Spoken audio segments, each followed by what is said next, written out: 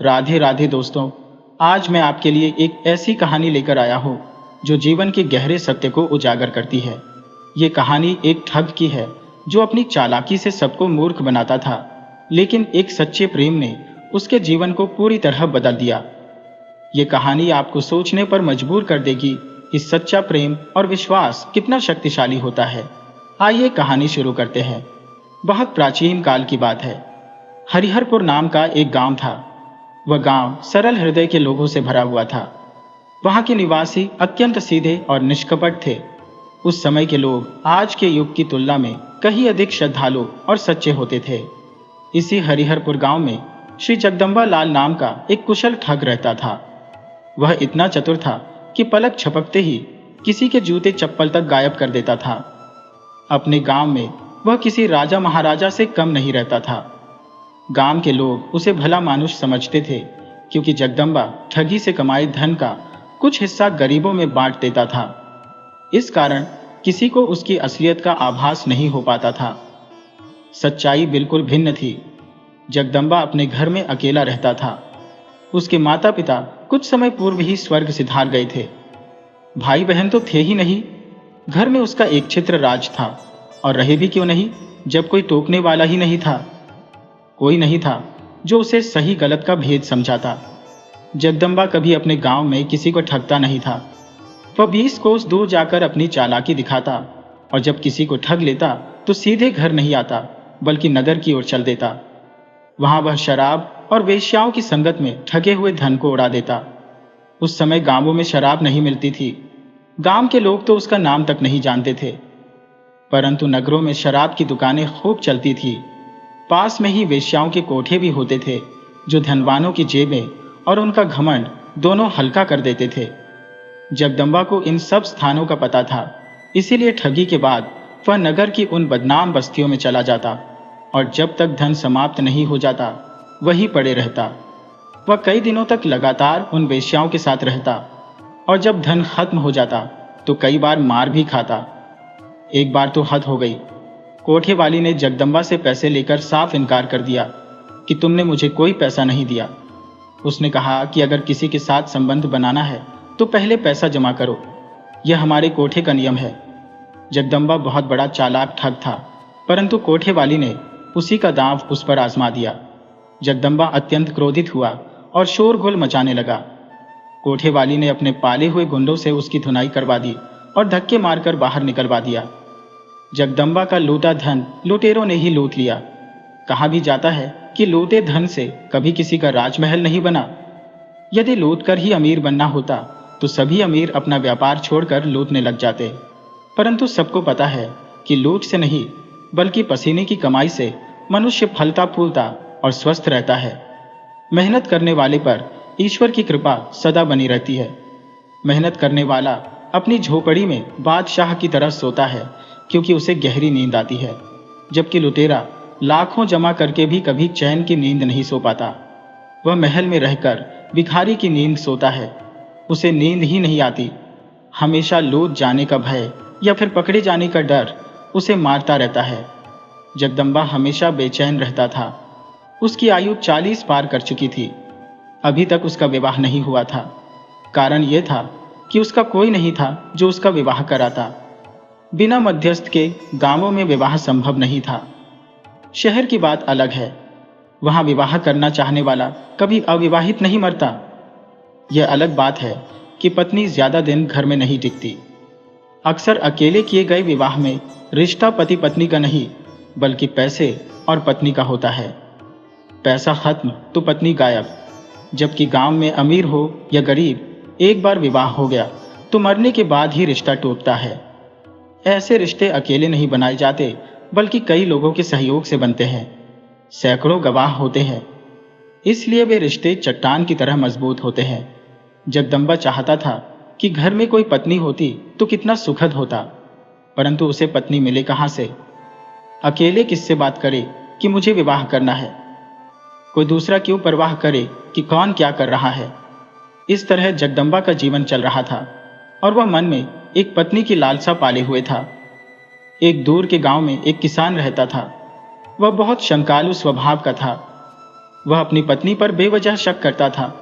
वह खेत पर काम करने जाता, परंतु ध्यान घर में पत्नी पर ही रहता।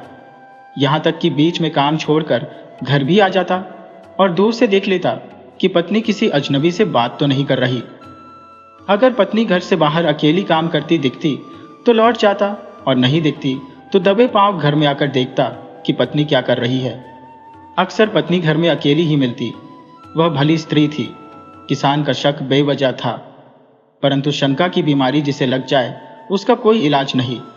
वह कभी कभी बिना कारण भी पत्नी को पीट देता कि मेरी अनुपस्थिति में तुमने जरूर किसी को घर में बुलाया होगा। अपने पर बिना वजह लांछन लगना और पिटना स्त्री को बहुत बुरा लगता। वह अपने को बहुत अपमानित महसूस करती और इस मूर्ख से विवाह करके बहुत पछताती। एक दिन तो सीमा पार हो गई। एक ग्रामीण युवक को बिच्छू ने डंक मार दिया था। स्त्री बिच्छू के विष को उतारना जानती थी। उसे मंत्र याद थे। उसके हाथ के स्पर्श से ही बिच्छू का विष उतर जाता था।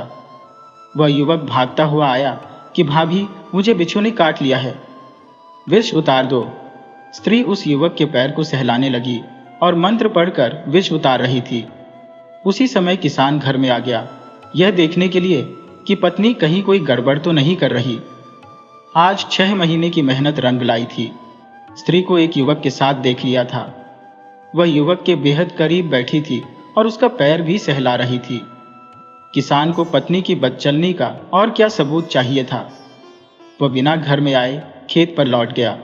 स्त्री पति को घर में आया हुआ नहीं देख पाई थी, न ही वह युवक देख पाया था। युवक को जब बिच्छू का विष उतर गया तो स्त्री को धन्यवाद देकर घर चला गया। उधर किसान दिन भर योजना बनाता रहा कि किस प्रकार बदचलन पत्नी को घर से निकालो। वह पूरा दिन क्रोध में जलता रहा और शाम में घर पहुंचते ही पत्नी की बुरी तरह पिटाई कर दी। पत्नी बहुत घायल हो गई। वह कारण जानना चाहती थी कि उसकी पिटाई क्यों हुई। मैंने कौन सा अपराध किया? तब किसान ने बताया कि 100 चूहे खाकर अनजान बन रही हो। मैंने तुझे बदचलनी करते हुए आज घर में देखा है। स्त्री सफाई देती रही कि मैंने ऐसा कुछ नहीं किया, बल्कि आज एक पड़ोसी युवक के बिच्छू के डंक को मंत्रों से उतारा है। किसान ने उसकी एक नहीं सुनी। बोला, तू रोज इसी तरह युवकों के साथ रंगरलियां मनाती है और पकड़े जाने पर बिच्छू का बहाना बना रही है। तू इसी समय मेरे घर से निकल जा। उसने पहले ही स्त्री को बहुत मारा था, अब घसीट कर घर से बाहर कर दिया। स्त्री उसी समय अपने मायके के लिए चल दी। शाम का सूरज ढल चुका था, रात होने वाली थी। स्त्री का मायका 12 मील दूर था।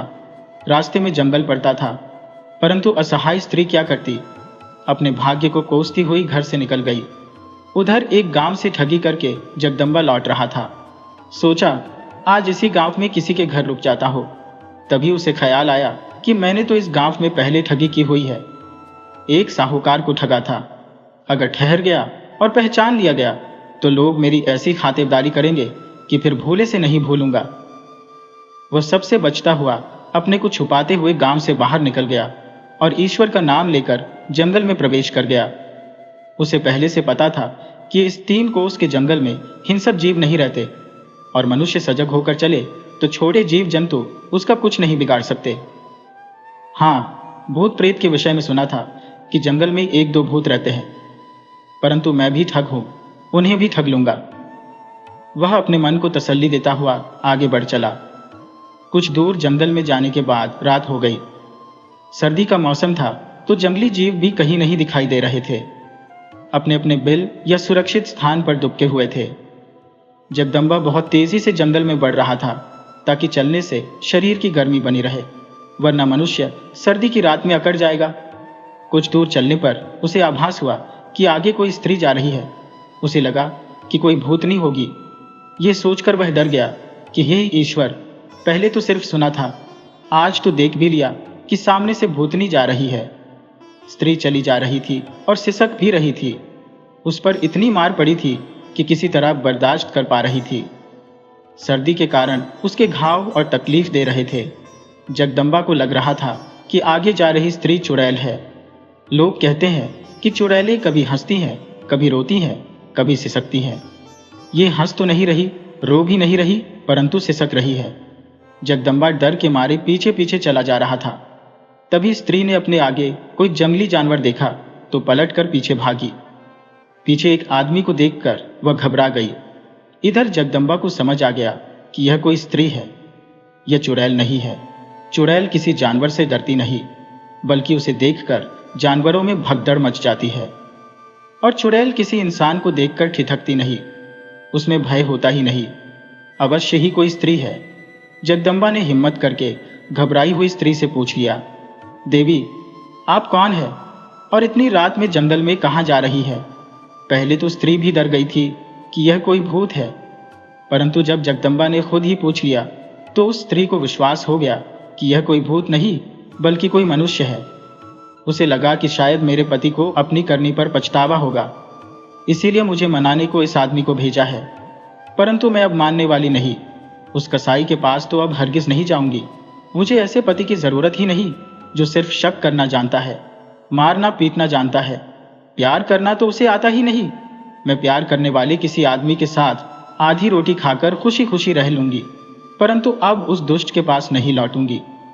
फिर ख्याल आया कि नहीं, यह कोई अनजान आदमी है, तभी तो पूछ रहा है कि तुम कौन हो।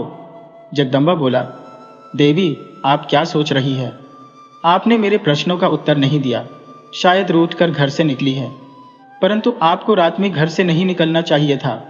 स्त्री बोली, अगर कोई झूठा लांछन लगाए, मारपीट करके रात में ही घसीटते हुए घर से निकाल दे तो स्त्री को क्या करना चाहिए? जगदम्बा बोला, तब तो उस निर्दयी का त्याग कर देना चाहिए। उसे इतना भी नहीं पता कि स्त्री पर कभी हाथ नहीं उठाया जाता। स्त्री पूजा के योग्य होती है। स्त्री का स्थान पुरुष से कहीं ज्यादा ऊंचा होता है। हमारे यहाँ के लोग कितने संस्कारी हैं। वे जब सुबह उठते हैं तो सबसे पहले माँ, बहन, बेटी या पत्नी का मुख देखकर ही किसी काम की शुरुआत करते हैं। वे अपनी बहन बेटी के सुबह पैर भी छूते हैं। माना जाता है कि स्त्री के पैर में लक्ष्मी जी का वास होता है, और रोज सुबह जो कुंवारी लड़कियों के पैर छूता है उस पर लक्ष्मी जी सदा मेहरबान रहती है। स्त्री से ही पति का भाग्य चमकता है। कोई बहुत अमीर है तो वह पत्नी के सौभाग्य के चलते अमीर है, और कोई दरिद्र है तो जरूर उसने किसी स्त्री का निरादर किया होगा। स्त्री बोली, मैंने वही किया है। मैंने अब उस दुष्ट के घर का त्याग कर दिया है। अब उस घर में नहीं लौटूंगी। जगदम्बा बोला, आपने बहुत अच्छा किया है। चलिए हम आगे बढ़ते हैं। जंगल में एक स्थान पर खड़े रहना ठीक नहीं। दोनों अब साथ साथ आगे चल दिए। यात्रा में दो लोग साथ हो जाए तो फिर भय नहीं रहता। दोनों आगे बढ़ रहे थे। जगदम्बा के मन में विचार आया कि अवसर अच्छा है। किसी तरह स्त्री को फुसलाकर अपने साथ चलने को राजी कर लेता हूँ और इससे विवाह कर लेता हूँ तो मेरा घर बस जाएगा और इसकी भी जिंदगी संवर जाएगी। इतना धन कमा रखा है कि उसे खर्च करना मुश्किल हो जाता है। स्त्री बोली, भैया, आप कहाँ के रहने वाले हैं और इस जंगल में अकेले क्यों जा रहे हैं?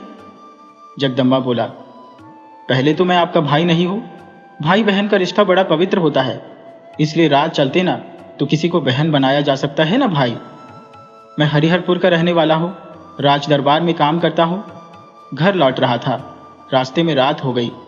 मेरे पास कुछ सामान था, इसलिए रास्ते में कहीं गांव में नहीं ठहरा। स्त्री बोली, झूठ बोल रहे हो। ये साफ साफ क्यों नहीं कहते कि पत्नी की याद खींचे ली जा रही है? जगदम्बा बोला, काश कि मेरी कोई पत्नी होती, परंतु दुर्भाग्य से मेरी कोई पत्नी नहीं है। राज दरबार के काम में इतना व्यस्त रहता हो कि मुझे विवाह का अवसर ही नहीं मिला। अकेला आदमी हो, जो कुछ करना है मुझे ही करना है। विवाह के लिए कुछ दिन घर पर रहना पड़ेगा, परंतु विवाह करने के नाम पर राज दरबार से कोई छुट्टी ही नहीं मिलती। परंतु जो विवाहित लोग हैं वे छुट्टी का खूब मजा लेते हैं। महीने में 20 दिन गायब रहते हैं, फिर भी राजा उन्हें एक बार नहीं पूछते। स्त्री बोली, आपको विवाह कर लेना चाहिए। आपकी तो अब उम्र भी निकली जा रही है। जगदम्बा बोला, अब मैं अपने से कैसे विवाह कर लूँ? कोई मध्यस्थ तो होना ही चाहिए, परंतु अभी कोई मध्यस्थ दिख नहीं रहा। फिर जगदम्बा ने साहस बटोर कर कहा, आप बुरा न माने तो एक बात कहो। स्त्री बोली, कहिए, मन की बात कह देनी चाहिए।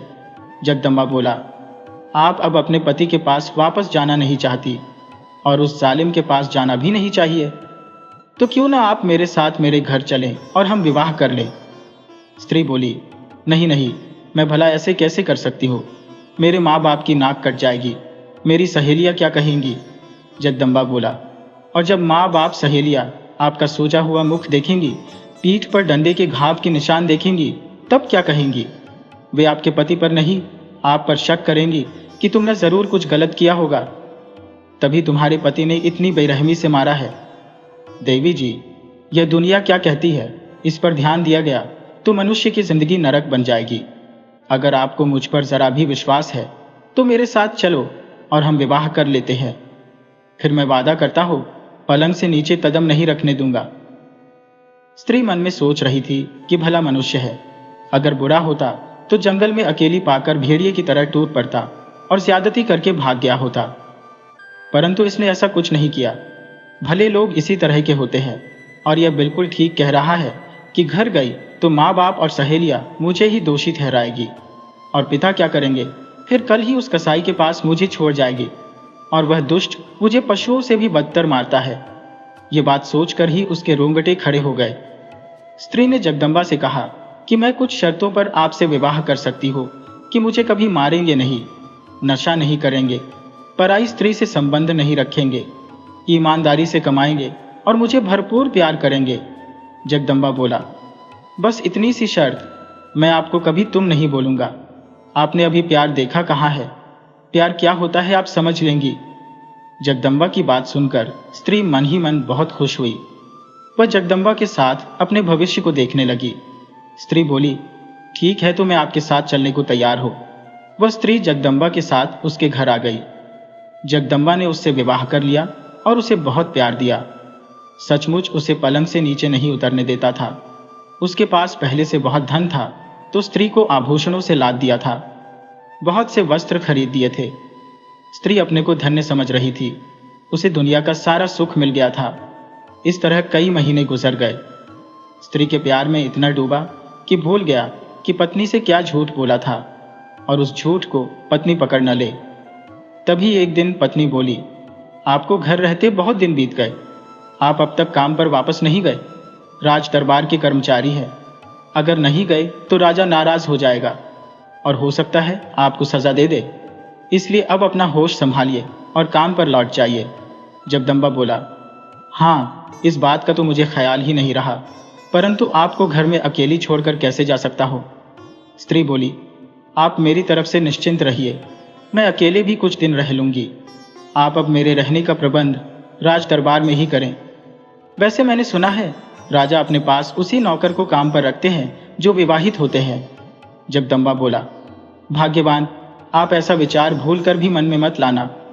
ये मत भूलो कि आप पहले किसी की पत्नी रही हैं और उसने पंचायत बुलाकर आपका त्याग नहीं किया है। वह गुस्से में घर से निकाला था और आप भी गुस्से में ही निकल गई थी, परंतु गुस्सा शांत होने पर वह मनुष्य जरूर आपको खोज रहा होगा। हो सकता है गुमशुदगी की रिपोर्ट भी राज दरबार में लिखाई हो और राजा के सैनिक आपकी तलाश में हो, इसलिए कुछ वर्षों तक आपको इसी घर में रहना होगा। किसी स्त्री और पुरुष से भी बचकर रहना होगा। हाँ, जब हमारे 1-2 बच्चे हो गए तो फिर क्या कर लेगा राजा और आपका पूर्व पति? पत्नी बोली, आप ठीक कहते हो, आप काम पर जाओ परंतु जल्दी ही लौट आना। मैं तो कहती हूँ आप राज दरबार का काम छोड़ यही कहीं आसपास ही कोई काम करो और मेरे साथ ही रहो। मुझे तो अब डर लगने लगा है कि कहीं वह पागल मेरी तलाश न कर रहा हो और मुझे देखते ही फिर मारने पीटने न लगे। मुझे पिटने से बहुत डर लगता है। मैं नहीं चाहती कि कभी कोई मुझे एक थप्पड़ भी मारे। आप कितने अच्छे हो, मेरा कितना ख्याल रखते हो सके तो मुझे छोड़कर कहीं दूर मत जाओ। जगदम्बा यही तो चाहता था कि पत्नी राज दरबार में जाकर रहने की जिद छोड़ दे, क्योंकि उसने खुद ही राज दरबार का मुख नहीं देखा था, कभी राजा को नहीं देखा था। वह एक चालाक ठग था और बहुत सावधानी से रहता था। पत्नी ने जब कहा कि आप राज दरबार की नौकरी छोड़ मेरे साथ रहो तो बहुत खुश हुआ। वह पत्नी से बोला, भाग्यवान, आप 2-4 दिन किसी तरह अकेले घर में रह लो। मैं महाराज से अपने लिए लंबी छुट्टी की मांग करूंगा। विवाहित जोड़े को महाराज शुरू में साथ रहने के लिए 6 माह का समय दे देते हैं। मैं वह छुट्टी लेकर 2-4 दिन में ही आ जाऊंगा। जगदम्बा बहुत तरह से पत्नी को समझाकर घर से निकल गया। 2-4 दिन में ही एक सेठ के घर हाथ की सफाई दिखाकर घर लौट आया। उसने कोई 1000 सोने के सिक्के हड़प लिए थे और उन्हें लेकर अपने घर आ गया। उसे देखकर पत्नी बहुत खुश हुई और बोली, कि आप चले गए थे तो मुझे बहुत भय लग रहा था। साथ ही आपकी चिंता भी हो रही थी। मैं आपसे एक खुशखबरी बताना भूल गई थी कि आप पिता बनने वाले हैं। जगदम्बा यह खबर सुनकर अत्यंत प्रसन्न हुआ। उसने पत्नी को बताया कि महाराज ने मुझे 1000 स्वर्ण मोहरें दी है और पूरे 6 माह की छुट्टी। इस बीच मैं घर से कहीं नहीं जाऊंगा। पत्नी और भी खुश हुई ये बात सुनकर। उसके मन में असुरक्षा का डर बैठ गया था। जगदम्बा ने ही उसके मन में गुस्सा दिया था कि उसका पूर्व पति खोजता हुआ आएगा और मिल जाने पर बहुत मारपीट करेगा। स्त्री इस डर से घर के बाहर कदम भी नहीं रखती थी। किसी स्त्री को भी अपना मुख नहीं दिखाती थी, हमेशा छुपकर ही रहती थी। इस तरह 6 महीने गुजर गए। अब उसे एक बार पत्नी को दिखाने के लिए घर से बाहर जाना था, परंतु स्त्री ने साफ मना कर दिया कि इस समय आप कहीं नहीं जा सकते। मेरे पांव भारी है और किसी भी समय घर में बच्चा दस्तक दे सकता है, तो मैं अकेले क्या कर सकती हूँ। आप इस समय मेरे पास ही रहो। जगदम्बा बोला, भाग्यवान, इस समय तो मैं पल भर को भी दूर नहीं जाऊंगा। मुझे बच्चे के स्वागत के लिए बहुत सी तैयारियां करनी है। आपके स्वास्थ्य का भी तो ध्यान रखना है। अब घर में कोई स्त्री नहीं है, दूर तक मेरा कोई रिश्तेदार नहीं है, तो अब जो कुछ भी करना है मुझे ही करना है। मैं दाई को पहले ही खबर कर देता हूँ, वह पहले से ही आकर देखभाल कर दे। जगदम्बा दाई के पास गया तो वहां पता चला कि दाई की तो मृत्यु हो चुकी है, परंतु चिंता की कोई बात नहीं। यदि अभी जरूरत ना हो तो 2-4 दिन में ही उसकी बहू आ जाएगी। अभी वह कुछ दिन से मायके गई है। वह सुदामापुर की है। उसे मायके आने जाने में 1 सप्ताह लग जाते हैं। अभी उसे गए हुए 4 दिन हुए हैं। 3 दिन बाद आ जाएगी। आप आकर उससे मिल लेना। उसका खर्च पहले जमा कर देना, आपका काम कर देगी। जगदम्बा वहां से चला आया, परंतु एक बात उसके दिमाग में कौंध रही थी कि मैंने तो सुदामापुर में भी बहुत ठगी की है। परंतु उस बात को कोई 10 साल गुजर गए। अब तो किसी को मेरा चेहरा भी याद नहीं होगा। हालांकि यह जगदम्बा का अपना अनुमान था। भला कोई उस मनुष्य को भूलता है जिसने धोखा दिया हो, चोरी की हो या ठगी की हो। 3 दिन बाद फिर जगदम्बा दाई के घर गया तो नई दाई मिल गई।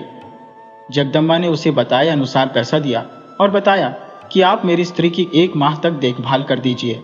दाई सहर्ष तैयार हो गई, परंतु उसके दिमाग में एक पुराना ख्याल ताज़ा हो गया कि जब वह 12 वर्ष की थी, अपने माता पिता के साथ रहती थी, तब एक मनुष्य उसके घर शाम के समय आया था और घर में ठहरने का आग्रह किया था।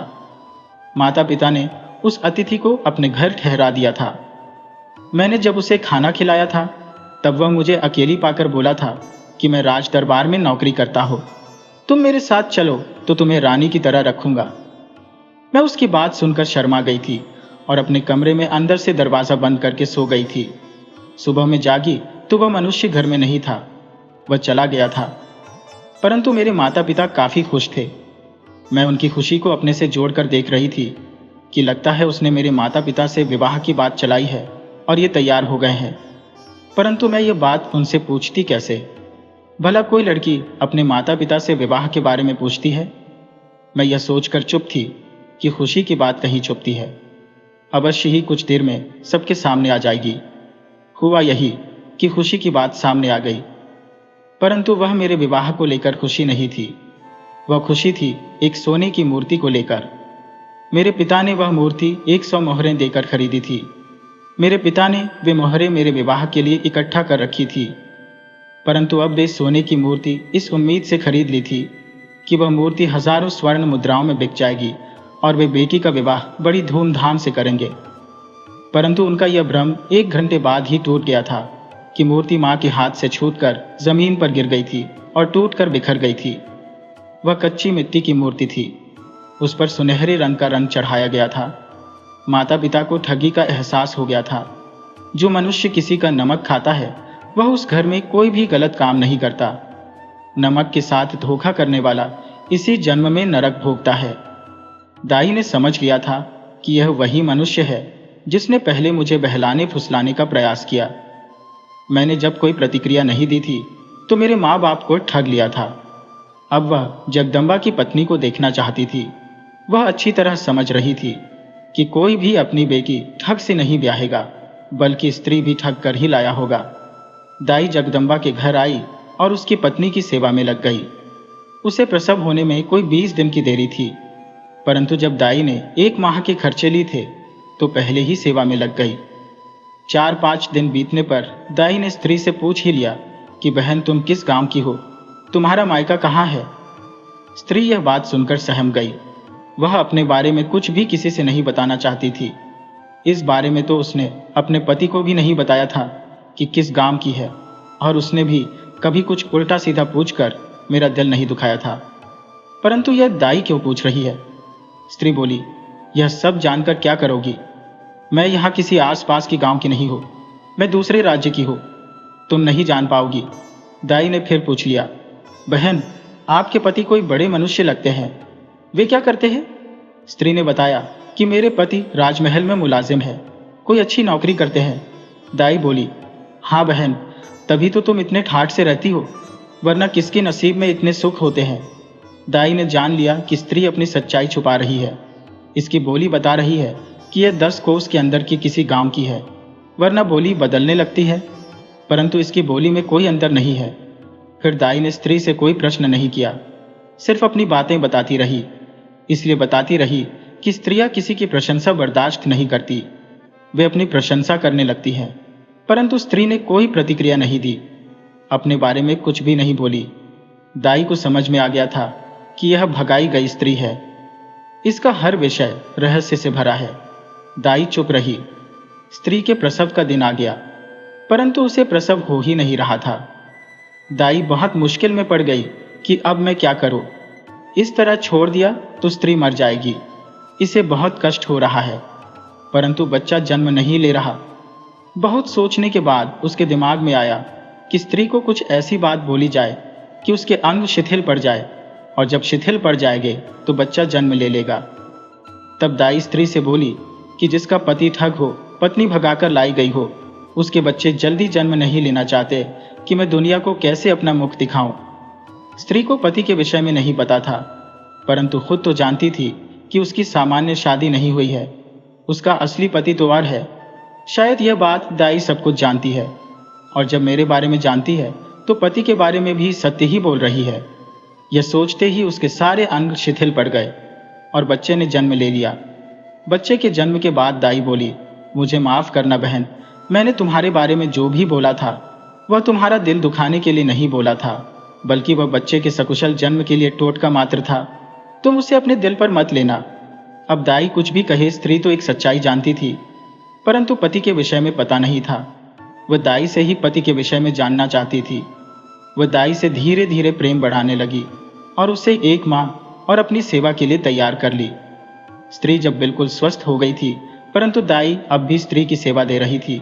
तब एक दिन स्त्री ने पूछ लिया, बहन, तुम कैसे जानती हो कि मेरा पति ठग है। दाई बोली, बहन, तुम भी कौन सी बात अभी तक दिल पर लेकर घूम रही हो। भला मैं कैसे जान सकती हूँ कि कौन क्या करता है। मैंने तो बस एक टोटके के लिए ऐसा बोला था। स्त्री बोली, लेकिन तुमने बिल्कुल सत्य बोला था। हमें भी शंका है कि हमारे पति कोई भला मनुष्य नहीं है। बहन, तुम्हें मेरी कसम, ये मेरे बच्चे का वास्ता, तुम जो कुछ भी मुझसे छुपा रही हो वह बता दो। दाई बोली, बहन, मैं 10 घरों की पानी हूँ, आप सबसे मेरे घर में चूल्हे जलते हैं, मैं भला किसी के विषय में गलत कैसे बोल सकती हो, और मेरे कारण किसी का घर टूटे मैं कैसे चाहूँगी। स्त्री बोली, मेरा घर टूटेगा नहीं बल्कि बस जाएगा। मैं लड़ने झगड़ने वाली स्त्री नहीं हूँ, मुझे सिर्फ प्रेम की भाषा आती है। तुम मुझसे सच्चाई बता दो, मेरा दिल कह रहा है कि तुम मुझसे कोई बड़ा राज छुपा रही हो। दाई बोली, मैं आपको बता दे रही हूँ, परंतु किसी को पता न चले कि ये बात मैंने आपसे बताई है, खासकर आपके पति को तो बिल्कुल नहीं। तब दाई ने वह ठगी वाली बात बता दी थी कि किस प्रकार तुम्हारे पति ने पहले मुझे फुसलाने का प्रयास किया। मैं उस समय बच्ची थी, उसकी बातों में नहीं आई। तो तुम्हारे पति ने मेरे माता पिता को किस तरह ठग लिया था, और मैं तुमसे दावे के साथ कहती हूँ कि तुम्हारा पति ठग है, परंतु मेरा नाम उस मनुष्य के सामने मत लेना, वरना मैं गरीब स्त्री हूँ, मुझे नुकसान पहुँचा सकता है। स्त्री बोली, नहीं बहन, मैं भला तुम्हें क्यों बदनाम करूंगी। वह तो आप भली हैं कि राज दरबार नहीं गई, वरना यह मनुष्य तो फांसी लटक जाता। स्त्री ने सोच लिया कि वह अब किस प्रकार पति से राज उगलवाएगी।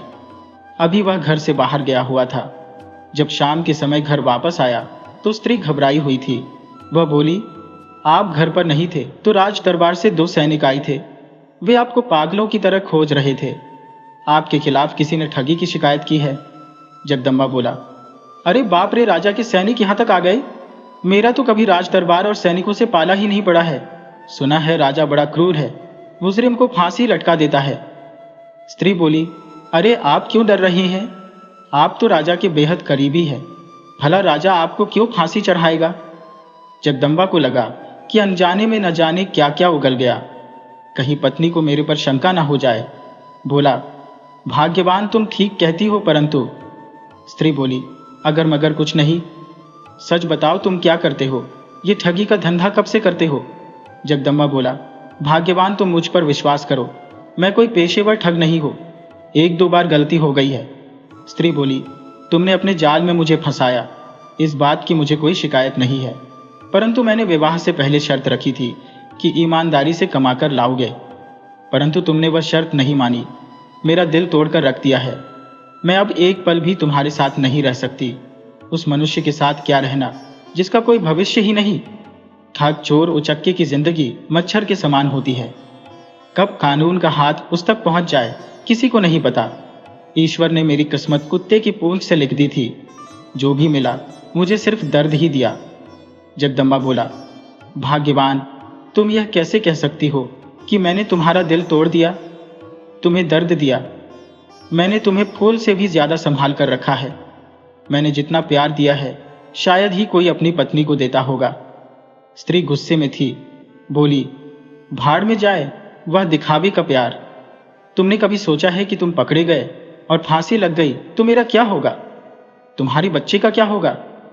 जगदम्बा बोला, भाग्यवान तुम्हारी 4-5 बातों में सिर्फ एक बात नहीं मानी थी, परंतु कान पकड़ता हूं, आज के बाद कभी गलती नहीं करूंगा। कहो तो पैर पकड़ लेता हूं, परंतु मुझे छोड़कर जाने वाली बात मत करो। स्त्री बोली, नहीं, मैं अब नहीं मानूंगी। तुम खुद से सोचो कि मनुष्य का शरीर खूब सुंदर बना है, उसका हाथ ठीक है, पैर ठीक है, पूरा शरीर ठीक है, परंतु उसका मुख कुत्ते का बना हो तो उसे कौन पसंद करेगा? उसके साथ कौन सी स्त्री रहना पसंद करेगी? मनुष्य की ईमानदारी और उसका चरित्र ही सुंदर बनाता है, वरना चोर, बदमाश, ठग, व्यभिचारी का मुख कहने को मुख है, वास्तव में वह कुत्ते का मुख है। जगदम्बा बोला, भाग्यवान मुझे माफ कर दो, अब गलती नहीं होगी। मैं अब मेहनत से पैसे कमाकर लाऊंगा और खाऊंगा, तुम्हें भी खिलाऊंगा। अब तो खुश हो जाओ। राजा भी एक बार गलती को माफ कर देता है। तुम तो मेरी पत्नी हो, मेरे बच्चे की माँ हो। स्त्री बोली, यही तो मेरा दुर्भाग्य है कि तुम्हारे बच्चे की माँ हो। इससे अच्छा यह रहता कि इस बच्चे के जन्म के तुरंत बाद शेर माई हमको उठा ले जाती। आज मुझे यह दीन नहीं देखना पड़ता। जगदम्बा बोला, भाग्यवान तुम इस प्रकार जहरीले शब्दों का प्रयोग न करो। मैं मानता हूं कि मुझसे गलती हुई है, परंतु मेरी गलती इतनी बड़ी है कि एक बार माफ नहीं किया जा सकता। कृपया एक बार माफ कर दो। मैं वादा करता हूं कि तुम्हें जीवन में कभी भी शिकायत करने का अवसर नहीं दूंगा। जगदम्बा की बात सुनकर उसकी पत्नी बोली, चलो एक बार माफ कर देती हो, परंतु यदि फिर कभी मैंने सुना कि तुमने कोई ठगी की है तो तुम्हें त्यागने में जरा भी देर नहीं करूंगी। जगदम्बा बोला, भाग्यवान मुझे और मत डराओ, मेरी धड़कन बढ़ गई है। मुझे यह बताओ कि राजा के सैनिक क्या कह रहे थे? स्त्री बोली, कह रहे थे कि राजा ने इस बार जगदम्बा को माफ कर दिया है, परंतु कोई दोबारा शिकायत मिली तो फांसी चढ़ा दिया जाएगा। जगदम्बा बोला, भाग्यवान अब मेरी जान में जान आई है, वरना धड़कन बढ़ गई थी। कान पकड़ता हूं, आज से मजदूरी करके खाऊंगा, परंतु ठगी नहीं करूंगा। पत्नी बोली, अच्छा ठीक है, अब ज्यादा नाटक मत करो, जाओ कोई काम ढूंढो। जगदम्बा काम की तलाश में निकल पड़ा। उसने जिंदगी में कभी कोई काम किया ही नहीं था, सिर्फ हाथ की सफाई जानता था, परंतु पत्नी के उसके कारनामे जान जाने के बाद और धमकाने के बाद वह काम के लिए निकल पड़ा था। परंतु काम भी वही कर पाता है जिसको काम का तजुर्बा हो। वह गांव के एक जमींदार के पास गया और अपने लिए काम मांगा, परंतु जमींदार ने सिर्फ 1 सेर अन्न मजदूरी बताई तो वह बहुत निराश हुआ। पहले 1 मिनट की हाथ की सफाई से महीनों के खर्चे निकाल लेता था, परंतु पूरे दिन मेहनत के सिर्फ 1 सेर अनाज। वह उस काम को करना तो नहीं चाहता था, परंतु उसे पता था कि नहीं किया तो पत्नी घर में कोहराम मचा देगी। वह पूरे दिन काम किया और शाम में एक सेर अनाज लेकर घर लौट गया। पत्नी की खुशी का ठिकाना नहीं था। उसे एक सेर अनाज जगदम्बा की सारी कमाई से भारी लग रहा था। वह पति पर बहुत खुश थी, परंतु जगदम्बा पूरे दिन काम करके चूर चूर हो चुका था। उसकी नस नस में दर्द हो रहा था। अब मन में ठान लिया था कि कहीं मजदूरी नहीं करेगा, कहीं बाहर चला जाएगा और हाथ की सफाई करके वापस आएगा। पत्नी समझ ही नहीं पाएगी कि मैं क्या करता हूँ। वह सुबह में पत्नी से बोला कि भाग्यवान, मैं दूसरी जगह जाकर काम करना चाहता हूँ। मेरे गांव में काम करने से मेरी बेइज्जती हो रही है। मैं हमेशा गांव में बड़ा मनुष्य बनकर जिया हूँ। मैं किसी दूसरी जगह मेहनत करके कमा कर लाना चाहता हूँ। स्त्री को भी लगा कि पति पर इतनी सख्ती नहीं दिखानी चाहिए। सचमुच गांव में मजदूरी करना इसकी तौहीन है। पति का सम्मान बचाना पत्नी का धर्म है। मेरा पति चाहे ठग है, परंतु मुझे तो नई जिंदगी देने का काम किया। मेरा काम है कि इसे भी नई जिंदगी दो, इसे दुख नहीं पहुंचाऊं।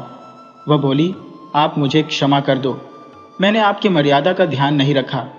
आपको गांव में मजदूरी के लिए दबाव नहीं बनाना चाहिए था, परंतु आपने मेरे लिए मजदूरी करके मुझे जीत लिया है। मेरी बस आपसे प्रार्थना है कि दुनिया में चाहे कोई काम करो, परंतु ठगी मत करना। आप कल से दूसरी जगह जाकर काम खोजो और करो। काम न मिले तो वहीं मत रुक जाना, घर आ जाना। दूसरे दिन जब जगदम्बा घर से चलने को हुआ तो स्त्री ने उसे रोक लिया कि आप कहीं मत जाओ। अभी घर में बहुत धन पड़ा है, उसके बाद मेरे गहने पड़े हैं, उसे बेचकर काम चलाओ। हम 2-4 साल तो उससे आराम से गुजार ही सकते हैं। उसके बाद आप भी मन से कोई कार्य के लिए तैयार हो जाओगे। मैं तो कहती हूँ थोड़ी ज़मीन खरीद लो और उसमें खेती करो। जगदम्बा बोला, तुम ठीक कहती हो, मुझे ऐसा ही करना चाहिए। जगदम्बा घर ही ठहर गया और पत्नी के बताए अनुसार काम करने लगा। इस तरह 4 साल गुजर गए। जगदम्बा ने कुछ खेत खरीद लिए थे। अब घर में कोई पैसा नहीं बचा था, तो पत्नी बोली, अभी खेत की फसल तैयार होने में समय लगेगा, तब तक घर का खर्च कैसे चलेगा? आप कहीं बाहर जाकर कुछ काम कर लो, 2 महीने का खर्च निकल सके। 1 माह में ही काम करके आ जाना। जगदम्बा घर से काम के लिए निकल गया। उसके मन में ख्याल आया कि मैं यहाँ कोई ठगी ही कर लेता हूँ। यहाँ कौन देखने आता है कि मैं क्या कर रहा हूँ। फिर ख्याल आया कि पत्नी मुझे बहुत प्यार करती है, उसे अब धोखा नहीं दे सकता। फिर उसके मन में आया कि पत्नी कौन यहाँ देखने जाएगी कि मैं कैसे पैसा कमा रहा हूँ, उसे कैसे पता चलेगा। यह सोचकर एक गांव में गया। वहां 2 मनुष्य बात कर रहे थे कि पुराने राजा के मर जाने के बाद राजकुमार गद्दी पर बैठा है। वह प्रजाजन और गरीबों को दिल खोलकर मदद कर रहा है। जगदम्बा का इतना सुनना था कि उसके मन में राजा को ही ठग लेने का विचार आ गया। उसने सोचा, राजा की कमजोरी का फायदा उठाया जा सकता है। वह तुरंत राज दरबार के लिए चल पड़ा। जब वह राज दरबार पहुंचा तो काफी भीड़ लगी थी। लोग अपनी अपनी याचना करके राजा से पैसा प्राप्त कर रहे थे। राजा किसी को 10 तो किसी को 5 स्वर्ण मुद्रा दे रहा था। जगदम्बा ने सोचा, बड़ा कंजूस राजा है, मैं सीधे तरीके से मांगा तो 5 स्वर्ण मुद्रा देगा, जबकि मुझे तो इससे 100 स्वर्ण मुद्रा तो निकाल ही लेनी है। वह राजा के पास गया और बताया कि महाराज, मेरी पत्नी की तबीयत बहुत खराब है, उसका बचना मुश्किल है, उसके इलाज के पैसे हमारे पास नहीं है। आप मदद कर देते तो मेरी पत्नी की जान बच जाती। राजा ने ध्यान से देखा तो जगदम्बा का चेहरा मासूम लगा। राजा ने मंत्री को आदेश दिया कि इसे 100 स्वर्ण मुद्रा दिया जाए। मंत्री ने राजा के कहे अनुसार 100 स्वर्ण मुद्रा दे दिया। जगदम्बा खुशी खुशी उसे लेकर घर आ गया। पत्नी को आश्चर्य हुआ कि इतनी जल्दी और 100 स्वर्ण मुद्रा, जरूर इसने ठगी की है, इतना पैसा कोई मजदूरी में दे ही नहीं सकता। उसने कहा, आपने फिर ठगी शुरू कर दी है, इतना पैसा कोई मजदूरी में दे ही नहीं सकता। जगदम्बा बोला, भाग्यवान, तुम समझने का प्रयास करो, मैंने कोई ठगी नहीं की है, बल्कि इस राज्य का राजकुमार नया राजा बना है। इस खुशी में प्रजा में पैसा बांट रहा है, उसी ने मुझे यह दिया है। अब सोचो कि राजा हमें पैसा दे और हम उसे फेंक दे। तुम तो मुझ पर विश्वास नहीं करती, जबकि मैं तुम पर आंख मूंद कर विश्वास करता हूँ। तुम मेरे विश्वास का नाजायज लाभ उठा रही हो। स्त्री को लगा कि मैं ही गलती पर थी। हर समय पति पर शक करना, यह तो बुरी बीमारी है। उसने पति से कहा कि माफ करना, अब फिर दोबारा गलती नहीं करूंगी। मुझे नहीं पता था कि राजा ने आपको पैसा दिया है। इस तरह 1 माह बीत गया। जगदम्बा के दिमाग में आया कि राजा अभी भी पैसा बांट रहा होगा और हो सकता है कुछ दिन बाद खजाना खाली हो जाए और पैसा फिर न बांटे। वह पत्नी से बोला कि मैं कुछ काम से फिर राज दरबार जा रहा हूं। यदि राजा ने कुछ दे दिया तो ठीक, वरना राजा से दरबार में ही कुछ काम मांग लूंगा। पत्नी बोली, राजा से पैसे नहीं, आप अपने लिए काम मांग लेना। जगदम्बा वहां से राज दरबार चला गया। आज भी भीड़ लगी थी। राजा आज सिर्फ 1-2 मोहर ही याचकों को बांट रहा था। जगदम्बा ने सोच लिया कि 1-2 मोहर से क्या होगा, मैं तो 100 मोहर ही लूंगा।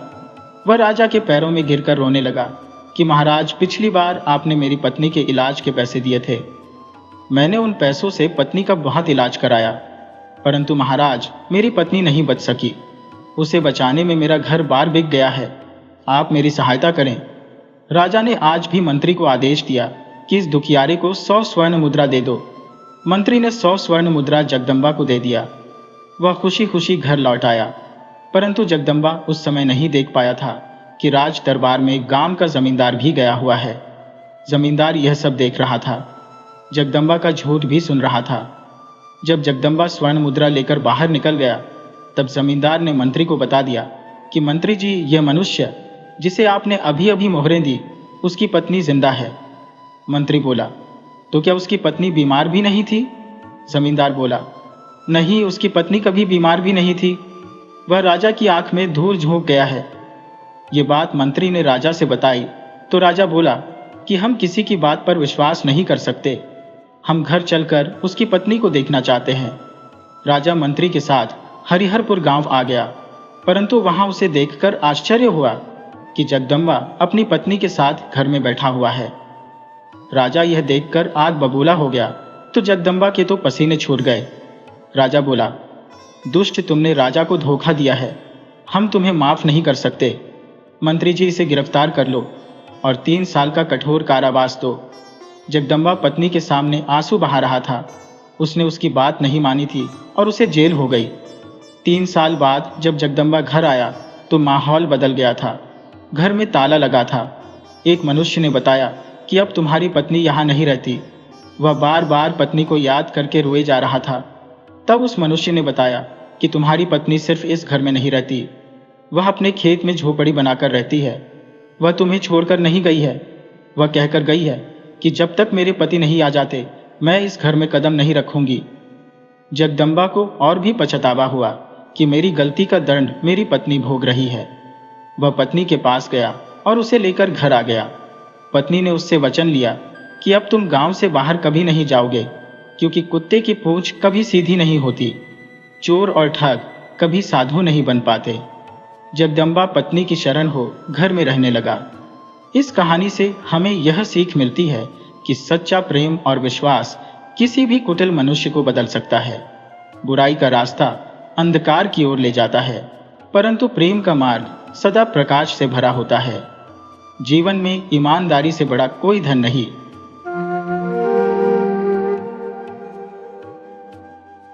राधे राधे दोस्तों, यह कहानी है 2 बचपन के दोस्तों की, जिनकी जिंदगी अलग अलग राह पकड़ लेती है। एक मेहनत से गुजरता है तो दूसरा चालाकी से ऐश करता है।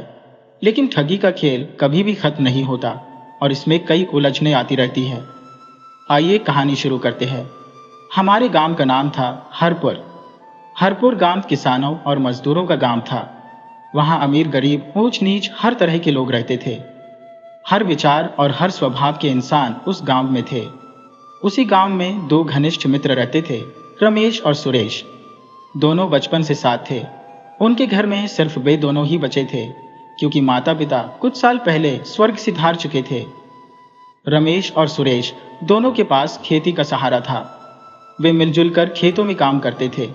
दिन भर की मेहनत के बाद उन्हें मुश्किल से 2 वक्त की रोटी मिल पाती थी। रमेश का एक मामा था, जबकि सुरेश का इस दुनिया में कोई नहीं था। एक दिन शाम के वक्त रमेश के मामा जयराम गांव आए। रमेश उन्हें देखकर बहुत खुश हुआ।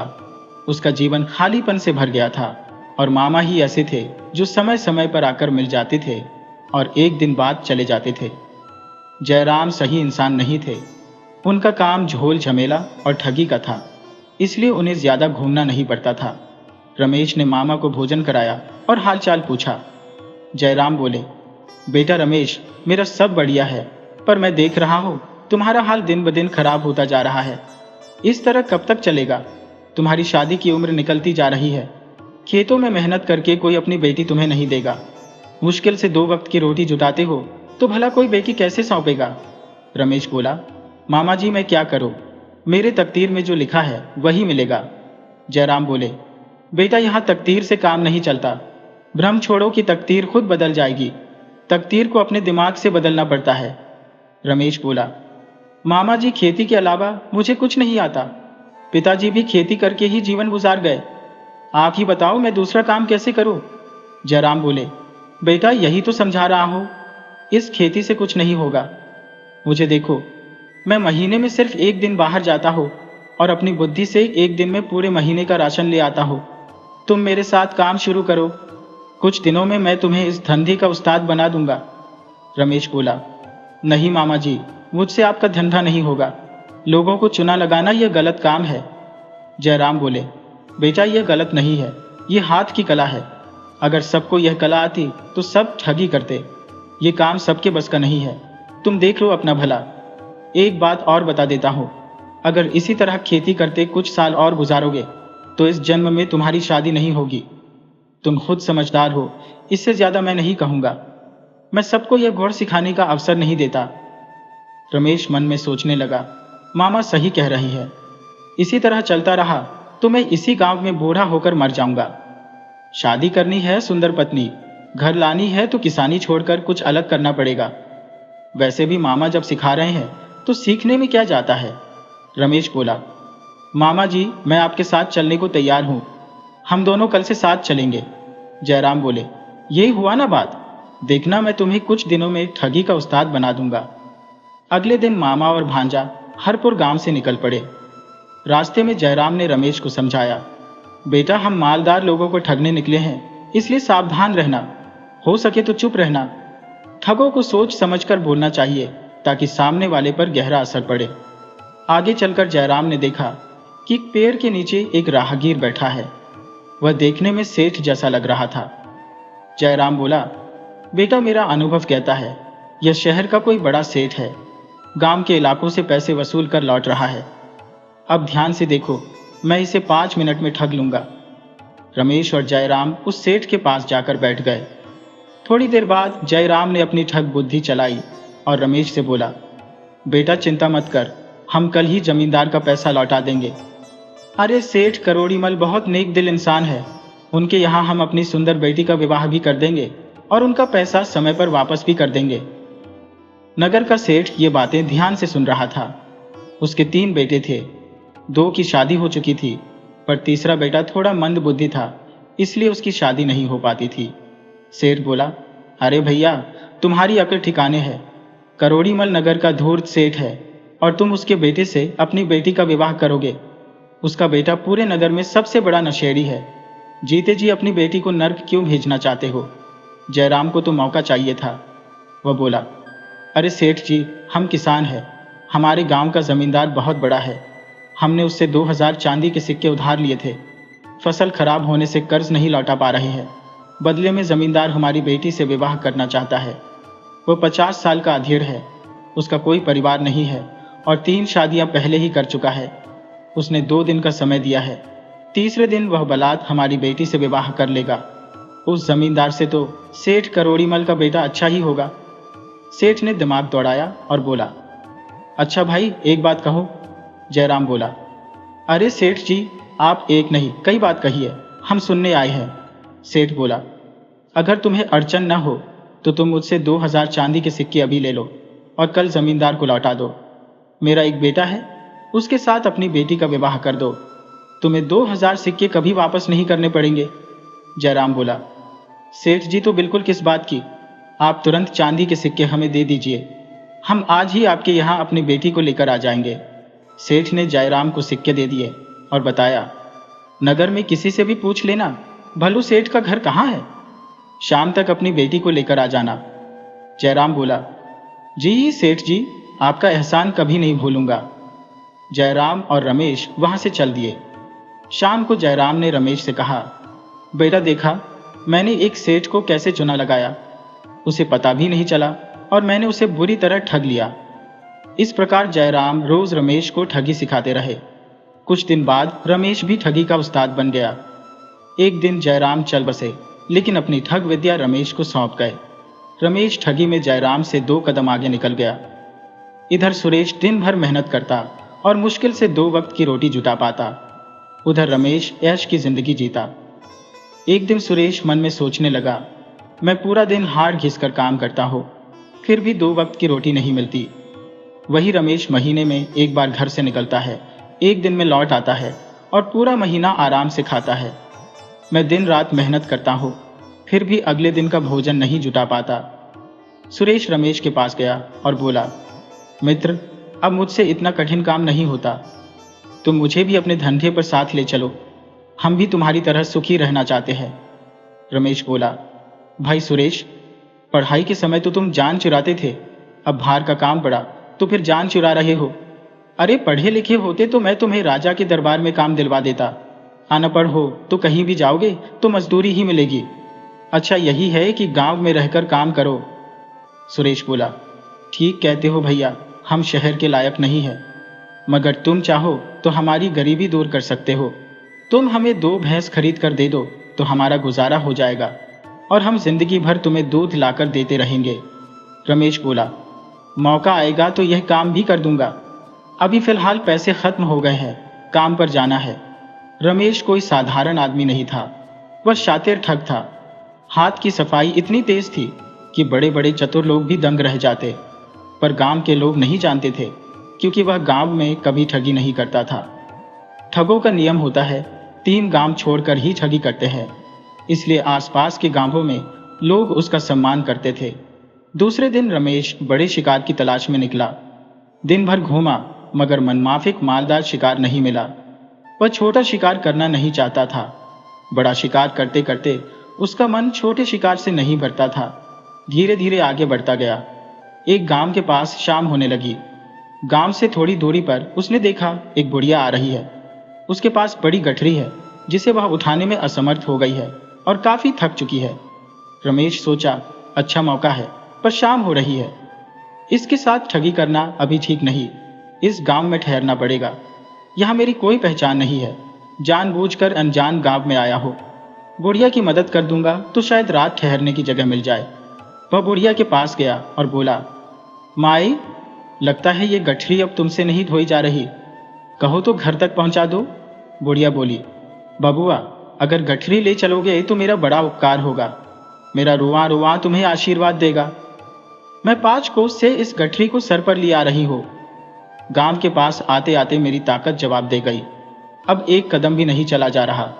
रमेश बोला, माई चिंता मत करो, हम तुम्हारी गठरी लेकर घर पहुंचा देते हैं, तुम आगे चलो, क्योंकि मैंने तुम्हारा घर देखा नहीं है। बुढ़िया बोली, बेटा तुम किस गांव के हो? रमेश बोला, माई मेरा घर काफी दूर है, मैं चंदेशपुर का रहने वाला हूँ। एक गाय खरीदने चला था, गाय मनपसंद नहीं मिली और अनजाने में बहुत दूर निकल आया। कोई बात नहीं, आपको घर छोड़कर फिर अपने गांव लौट जाऊंगा। बुढ़िया बोली, क्या बात करते हो, बचवा इतनी दूर कैसे तय करोगे? आज की रात तुम मेरे घर रहो, मैं खाना बना देती हूँ, आराम से खाओ पियो और सो जाओ, सुबह नाश्ता करके घर लौट जाना। रमेश यही चाहता था, उसे बिना कुछ कहे आश्रय मिल गया। वह आराम से खा पी कर सो गया। दिन भर चलने से वह थका हुआ था, इसलिए गहरी नींद सोया और दिन निकलने के बाद तक सोता रहा।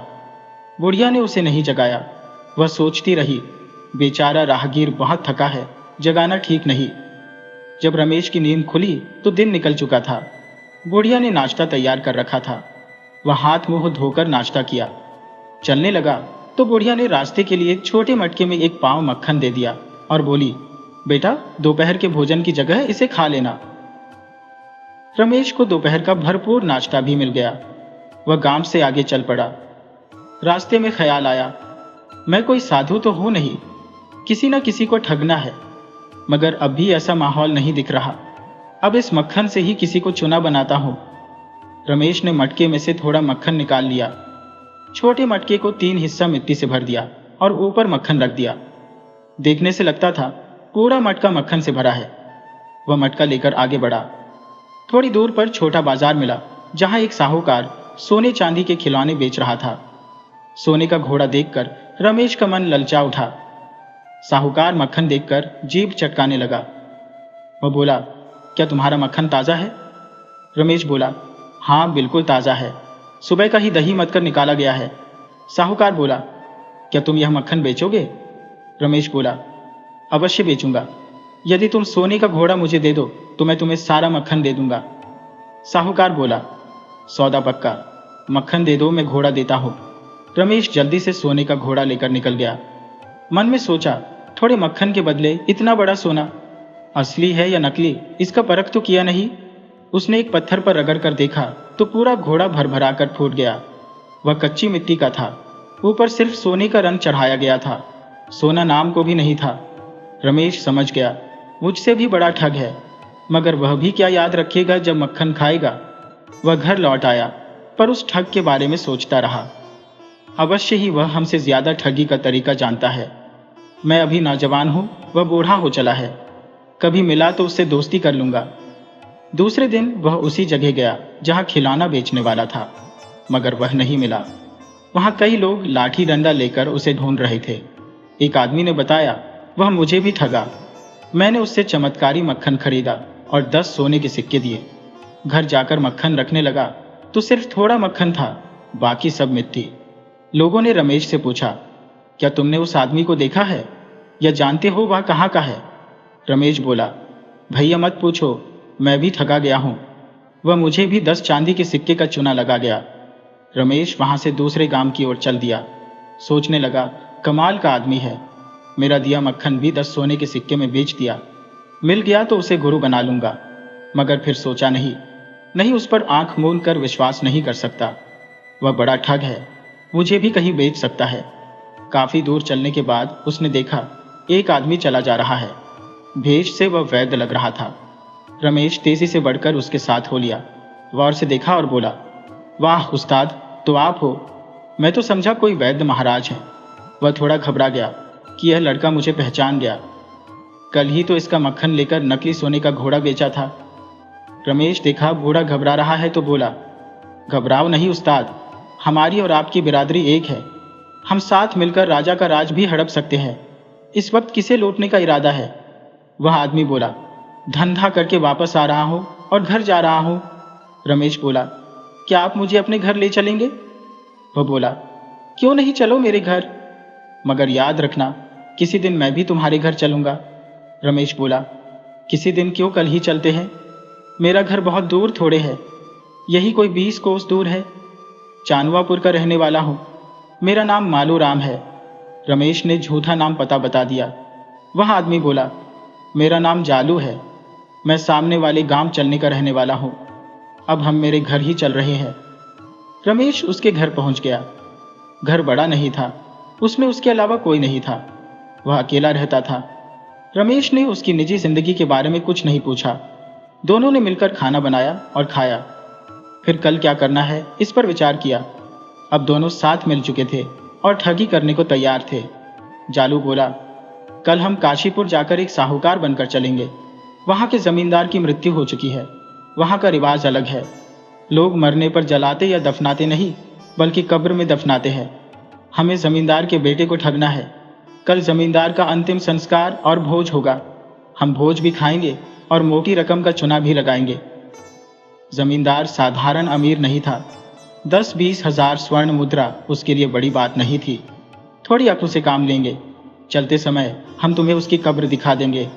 रमेश बोला, उस्ताद समझ गया, हम भी कोई रे गहरे ठग नहीं है, उड़ती चिड़िया का वजन तौल सकते हैं। जरूरत पड़ने पर कब्र में घुसकर बैठना होगा, मगर एक बात, कब्र बहुत गहरी होती है। आदमी घुस तो सकता है मगर बिना मदद के बाहर नहीं निकल सकता। तुम मुझे बाहर निकाल लोगी ना? कहीं धन की लालच में मुझे वहीं छोड़ दिया तो मेरी मिट्टी वहीं लग जाएगी। जालू बोला, क्या बात करते हो, अब तुम मेरे मित्र हो, धन किसके लिए इकट्ठा करना है? मेरा है ही कौन, न पत्नी न बेटे, अकेला आदमी हो। कुछ दिन साथ रहे तो तू ही मेरा बुढ़ापे का सहारा बन जाएगा। दोनों बातें करते सो गए। सुबह जल्दी उठे, क्योंकि काशीपुर बहुत दूर था। चलते चलते शाम को वे काशीपुर पहुंचे।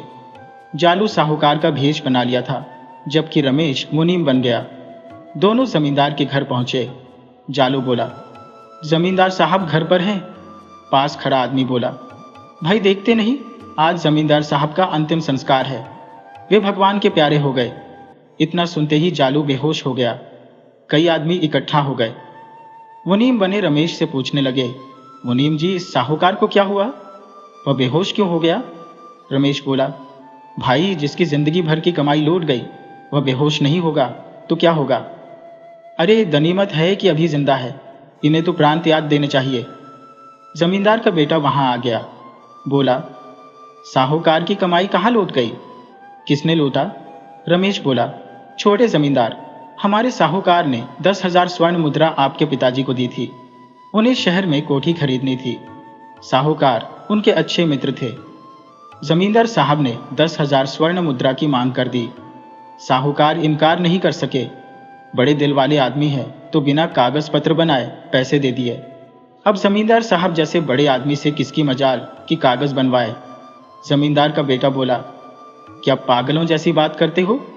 अगर पिता ने पैसे लिए होते तो बताए नहीं होते। रमेश बोला, छोटे जमींदार इंसान दो बात कभी किसी से नहीं बताता, अपने करीबी मित्र से लेन देन और पत्नी की गोपनीय बात। इससे बड़ा सबूत और क्या हो सकता है कि जमींदार साहब की मृत्यु की खबर सुनकर हमारे साहूकार बेहोश हो गए। जमींदार का लड़का बोला, मुनीम, मैं तुम्हारी दलील नहीं सुन सकता। तुम झूठ बोल रहे हो। मेरे पिता के पास इतनी संपत्ति थी कि उधार लेने की जरूरत क्या थी, और मैंने इस साहूकार को यहाँ आते जाते कभी नहीं देखा। रमेश बोला, इसी बात का हमारे साहूकार को खतरा है कि उनका धन डूब चुका है। जरूरी नहीं कि जमींदार साहब की तरह उनका बेटा भी ईमानदार हो। धन है तो लोभ आ ही जाता है, मगर हमारे साहूकार भी कम नहीं है। अपनी जान दे देंगे और स्वर्ग में जाकर जमींदार साहब से एक एक पाई का हिसाब चुकता करेंगे। बार बार रमेश जालू के मुंह पर पानी के छींटे मारता। जालू होश में आने का नाटक करता, फिर बोलता, हाय मेरा पैसा, और फिर बेहोश हो जाता। वहां बहुत लोग थे। किसी ने जमींदार के बेटे से कहा, किसी तरह इस साहूकार को कुछ दे देकर यहां से हटाओ, वरना मर गया तो हमारे स्वर्गीय जमींदार साहब को बहुत बदनामी होगी। जीते जी उनके नाम पर कोई दाग नहीं लगा, मगर मरने के बाद उनका दामन दागदार हो। इससे पहले इस समस्या को हटाओ। जमींदार का बेटा बोला, मुनीम, तुम कोई ठोस सबूत दो जिससे साबित हो कि मेरे पिता ने इस आदमी से पैसे लिए थे। रमेश बोला, सबूत तो सेठ जी ही पेश करेंगे। इन्हें आश्वासन दो कि पैसे डूबेंगे नहीं, मिल जाएंगे तो सेठ जी बेहोशी से बाहर आ जाएंगे। जमींदार का बेटा बोला, हाँ हाँ, पैसे मिल जाएंगे, तुम खुद बोल दो। मुनीम साहूकार के कान में बोला, सेठ जी उठिए, आपके पैसे मिल जाएंगे। सेठ बेहोशी से बाहर आ गया। जमींदार का बेटा बोला, साहूकार जी, आप सबूत दो और पैसा वापस ले जाओ। मैं पिता की उधारी एक एक पाई चुका दूंगा, मगर मुझे भी विश्वास होना चाहिए कि वास्तव में पिता ने पैसे लिए थे। साहूकार बोला, हाँ, मैं सबूत दूंगा, और ऐसा सबूत दूंगा कि किसी ने पहले कभी नहीं दिया होगा। खुद जमींदार साहब आज की रात कब्र से बोलेंगे कि मैंने साहूकार से पैसा लिया है, तब तो तुम्हें विश्वास हो जाएगा। जमींदार का बेटा बोला, हाँ हाँ, तब तो मैं तुम्हें 5,000 और ज्यादा स्वर्ण मुद्रा दे दूंगा। चलो, आज की रात तुम्हारी सच्चाई की परीक्षा हो जाए। साहूकार बोला, मुनीम, तुम वापस लौट जाओ, वहां काम को बहुत नुकसान हो रहा होगा। हम रात में पैसा मिल जाने के बाद वापस आ जाएंगे। रमेश जालू का इशारा समझ गया। वह कब्रिस्तान चला गया और मौका देखकर कब्र में घुस गया। रात हुई तो जमींदार का बेटा साहूकार को लेकर पिता की कब्र पर गया। कब्र के पास खड़े होकर बोला, पिताजी, क्या आपने कभी साहूकार से उधारी ली थी? कब्र के अंदर बैठा रमेश बोला, हाँ बेटा, साहूकार ने मुझे 10,000 रुपये शहर वाली कोठी खरीदने के लिए दिए थे। उसे जीते जी नहीं लौटा सका, वह भी कभी लेने नहीं आया। अगर वह मिल जाए तो उसे दूना पैसा लौटा देना, मेरी आत्मा को बहुत शांति मिलेगी। जमींदार का बेटा बोला, ठीक है पिताजी, मुझे इतना ही जानना था। वह साहूकार से बोला, चलो, अभी मैं तुम्हें कुल 25,000 स्वर्ण मुद्रा दे देता हूँ। वह साहूकार को साथ लेकर घर चला गया। इधर रमेश सोचने लगा, 25,000 स्वर्ण मुद्रा पाने के बाद जालू मुझे कब्र से थोड़े निकालेगा। वह तो भाग जाएगा, मुझे खुद प्रयत्न करके बाहर निकलना होगा। कब्र के अंदर जमींदार के लिए चांदी सोने के बर्तन, बहुत से आभूषण और चमड़े का बिस्तर रखा गया था। रमेश ने सारा सामान लेकर सरकते हुए कब्र से बाहर आ गया। सोचने लगा, किसी तरह जालू से 25,000 स्वर्ण मुद्रा झटक लूं और चंपत हो जाऊं। अगर इतनी रकम हाथ लग गई तो जिंदगी भर आराम से गुजारूंगा। वह रास्ते में आगे बढ़ गया और एक बरगद के पेड़ पर चढ़कर बैठ गया। उधर जालू जब पैसा लेकर चला तो सोचने लगा, साले को कब्र से क्यों निकालूं? निकलते ही आधी का हिस्सेदार बन जाएगा, मरने दो कब्र में। वह आगे बढ़ गया, उस पेड़ के पास पहुंचा जिस पर रमेश पहले से बैठा था। घोर अंधेरी रात थी। रमेश ने उसके ऊपर चमड़े का बिस्तर गिरा दिया। ऊपर चमड़ा गिरते ही जालू पैसा का थैला फेंक कर भाग चला। उसे लगा किसी भूत ने हमला कर दिया है। जब जालू भाग गया तो रमेश तुरंत पेड़ से नीचे उतरा। पैसा का थैला और कब्र वाला थैला एक साथ बांधकर आगे बढ़ गया। सोचा, रात में यात्रा ठीक नहीं। वह फिर एक दूसरे पेड़ पर चढ़कर बैठ गया। सुबह हुई तो पेड़ से नीचे उतरकर चल दिया। तभी उसे खाली डोली लेकर जाते कहार दिखाई दिए। वह कहारों से बोला, मुझे डोली में बैठा लो और मेरे घर तक छोड़ दो, मैं तुम्हें पैसे दे दूंगा। कहारों को पैसे चाहिए थे। सुबह 10 स्वर्ण मुद्रा पर तैयार हो गए। आगे चलने पर एक बाजार पड़ा। रमेश वहां से एक सिर लड्डू खरीद लिया और फिर डोली में बैठकर चल पड़ा। आगे चलने पर रमेश ने देखा, एक नई नवेली दुल्हन को विदा करके उसका पति ले जा रहा है। दुल्हन डोली में है जबकि पति पैदल साथ चल रहा है। रमेश को पता था आगे कुआं है, वहां पानी पीने के लिए जरूर रुकेंगे। उसने अपनी अंगूठी में से कुछ निकालकर लड्डू में मिला दिया। कुएं के पास पहुंचा तो सचमुच दुल्हन और उसका पति तथा चारों कहार आराम कर रहे थे। वे पानी पीने वाले थे। तभी रमेश बोला, भाई बिना मीठा खाए पानी तो पीना ही नहीं चाहिए। मैं थोड़ा प्रसाद लेकर आया हूँ। प्रसाद में लड्डू है, मैं इन्हें जंगली माता को चढ़ाता हूँ। तुम सब चाहो तो खा सकते हो। वह बिना मिलाए लड्डू खुद खाया और अपने कहारों को दिया तथा नशे वाला लड्डू दुल्हन, उसके पति और चारों कहारों को दे दिया। खाते ही उन्हें नींद आ गई। सभी सो गए। तब रमेश अपने कहारों से बोला, हमारी डोली को यहीं छोड़ दो और दुल्हन वाली डोली उठाकर मेरे साथ ले चलो। कहार बोले, भाई हम ये गलत काम नहीं कर सकते। दूसरे की स्त्री को तुम्हारे साथ क्यों ले जाए? इससे हमें क्या लाभ? रमेश समझ गया, सौदा सस्ते में नहीं बटेगा। वह 100 स्वर्ण मुद्रा निकालकर कहारों को दे दिया, मगर कहार उतने पर भी तैयार नहीं हुए। तब वह 100 स्वर्ण मुद्रा और एक एक को दे दिया। कहार खुशी खुशी तैयार हो गए। बोले, हमने कब मना किया कि दुल्हन को तुम्हारे साथ नहीं ले चलेंगे? अरे दुल्हन तुम्हारी है तो तुम्हारे ही साथ जाएगी। सच कहा गया है, पैसे में इतनी ताकत होती है कि सही आदमी को भी गलत करने पर मजबूर कर देता है। कहार दुल्हन की डोली उठाकर रमेश के घर चल दिए। दुल्हन रमेश के घर आ गई। जब तक उसे सही से होश आया तब तक रात हो चुकी थी। उसने देखा घर में उसका पति नहीं, कोई दूसरा आदमी है। वह बोली, तुम कौन हो और मेरे कमरे में कैसे आए? रमेश बोला, वही बात तो मैं आपसे पूछना चाहता हूँ कि आप कौन है और मेरी खूबसूरत पत्नी कहाँ गई? ये क्या घोटाला है? कहीं हमारी डोली कहारों ने बदल तो नहीं दी? मेरी सुंदर पत्नी तुम्हारी जगह चली गई। हे भगवान, मेरी पत्नी के साथ न जाने क्या हुआ होगा। अब तक तो तुम्हारा पति मेरी पत्नी के साथ सुहागरात मना चुका होगा। मैं तो लूट गया, बर्बाद हो गया। तुम कहाँ की हो? चलो मैं तुम्हें वहां पहुंचा देता हूँ और अपनी पत्नी को लेकर आता हूँ। स्त्री बोली, अब कोई फायदा नहीं, जो हो गया सो हो गया। जो सामने है उसी को स्वीकार करो। आप जानते हो कि दूसरे के साथ रात बिताई स्त्री को कोई नहीं रखता। मुझे भी मेरा पति स्वीकार नहीं करेगा और तुम भी अब अपनी पत्नी को स्वीकार नहीं करोगे। इसलिए अब हमारी जिंदगी में खुशियां लाना तुम्हारा काम है। अब जो हो गया उसे भूल जाओ और नई जिंदगी की शुरुआत करो। रमेश तो सिर्फ स्त्री की सहमति चाहता था। स्त्री ने सहमति दे दी तो दोनों आपस में मिलकर सुहागरात मनाए। रमेश भूखे शेर की तरह उसके ऊपर टूट पड़ा। दोनों पति पत्नी बनकर रहने लगे। अब रमेश के जीवन में और आनंद आ गया। उसकी पत्नी उसे भोजन बनाकर खिलाती और उसकी सेवा करती। रमेश महीने में एक बार उठता और किसी बड़े मादार पर हाथ साफ करके घर चला आता। ये बात उसकी पत्नी को बहुत तकलीफ देती। वह मन में सोचती, आखिर यह आदमी कैसा काम करता है कि एक दिन में इतना धन कमाकर चला आता है। वह रमेश से कुछ नहीं कहती। इस प्रकार दोनों के साथ रहते हुए 6 महीने गुजर गए। वक्त का पता ही नहीं चला। एक बार रमेश बहुत बड़ा हाथ साफ करके सारा धन अपनी पत्नी को सौंप दिया। उसकी पत्नी सोच में पड़ गई कि जरूर यह कोई बड़ा ठग है, पर वह उससे कुछ कहना उचित नहीं समझी। कुछ दिन रहते रहते स्त्री को पता चल गया कि रमेश कोई साधारण आदमी नहीं बल्कि ठग है।